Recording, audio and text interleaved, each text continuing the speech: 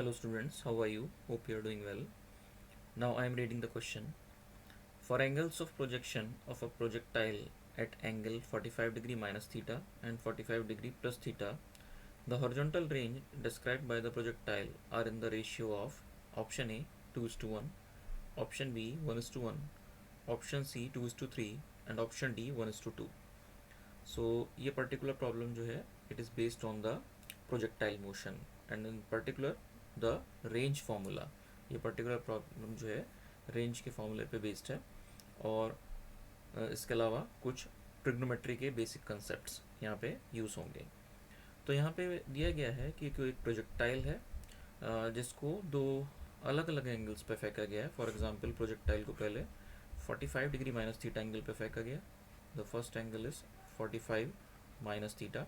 अब उसी प्रोजेक्टाइल को 45 प्लस थीटा एंगल पे फेंका गया, 45 प्लस थीटा एंगल पे फेंका गया।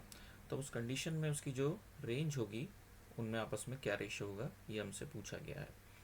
सो इन द फर्स्ट केस अगर हम निकालें R1 यानी कि range 1 is equal to U square, the formula is sine 2 theta upon G, where theta is the angle of projection.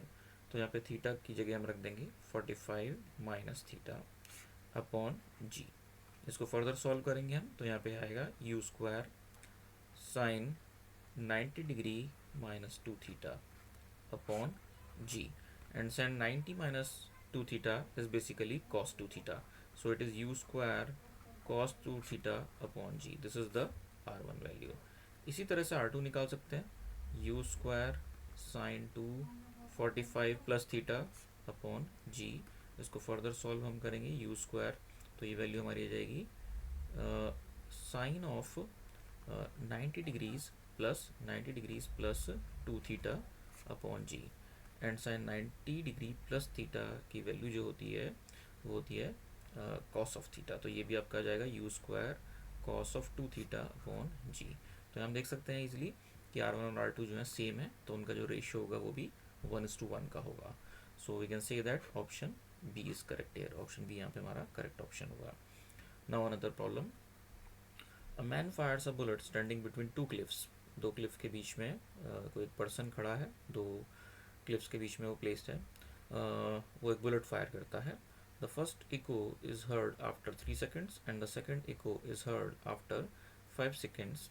If the velocity of sound is, यहाँ पे थोड़ा correction कर लेते हैं, वेलोसिटी ऑफ साउंड जो है हम इसको 330 मीटर पर सेकेंड कर देते हैं, 330 metre per second. Then the distance between the cliffs is, इन दोनों क्लिफ्स के बीच में डिस्टेंस कितनी होगी?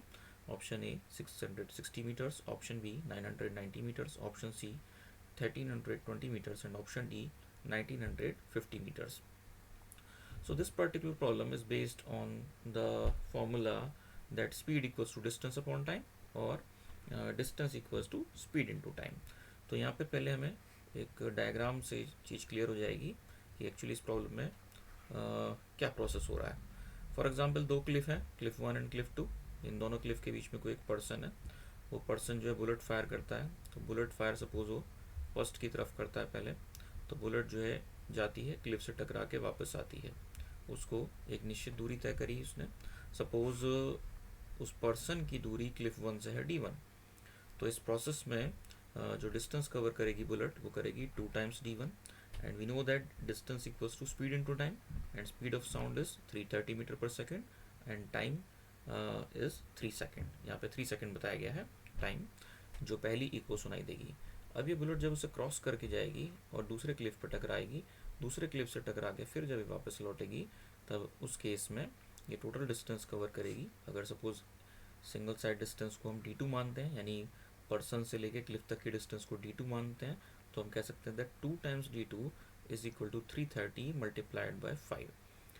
तो यहाँ से हम D1 D2 निकाल सकते हैं दोनों इक्वेशन से। यहाँ से D1 की वैल्यू हम कैलकुलेट कर सकते हैं, it comes up to be 495 metres. Similarly हम D2 कैलकुलेट कर सकते हैं, यहाँ से D2 comes out to be 825 metres. So इस तरह से हम D1 D2 निकाल लेते हैं।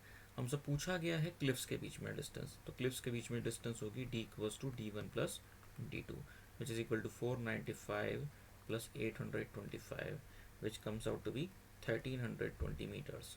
So we can say that our option C is correct here, option C हमारा यहाँ पे करेक्ट ऑप्शन होगा. Now let us move to another problem. Two boys are standing at the ends A and B of a ground where AB equals to small a. The boy at B starts running in a direction perpendicular to AB with velocity v1.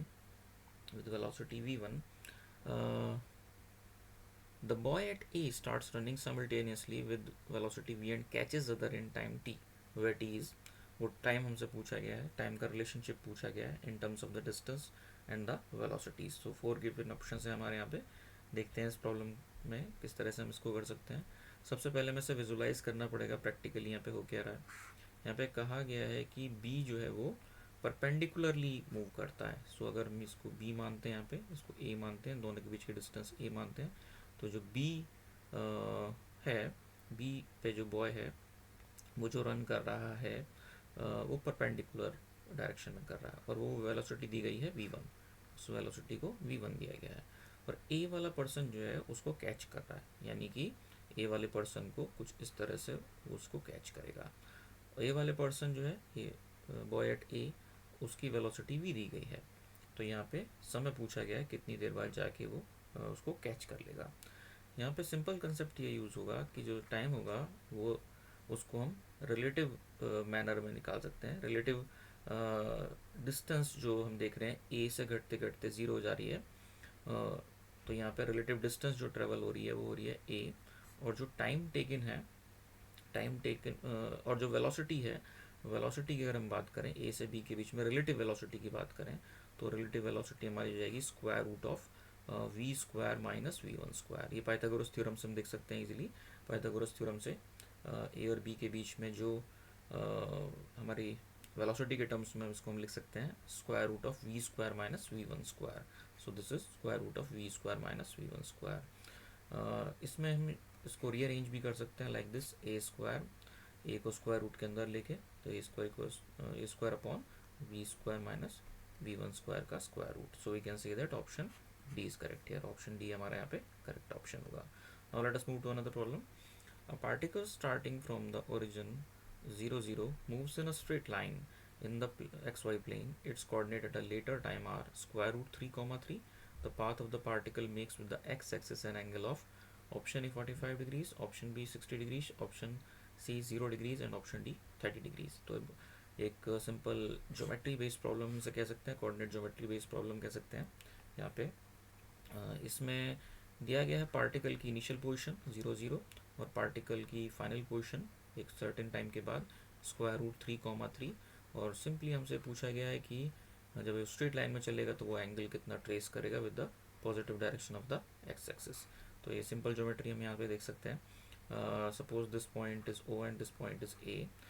So O से A तक की distance को हम simply देख सकते हैं यहाँ पे स्क्वायर रूट 3, और सपोज एंड पोजीशन को हमने बी कह दिया, तो ए से बी तक की जो दूरी है उसको हम जो है कह सकते हैं इट इज़ 3.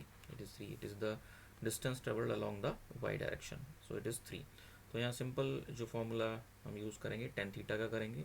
ये एक राइट एंगल ट्राइंगल है और tan theta equals to the perpendicular upon base, and perpendicular is 3 and base is square root 3. So this comes out to be square root 3, and we know that tan at 60 degrees is equal to square root of 3.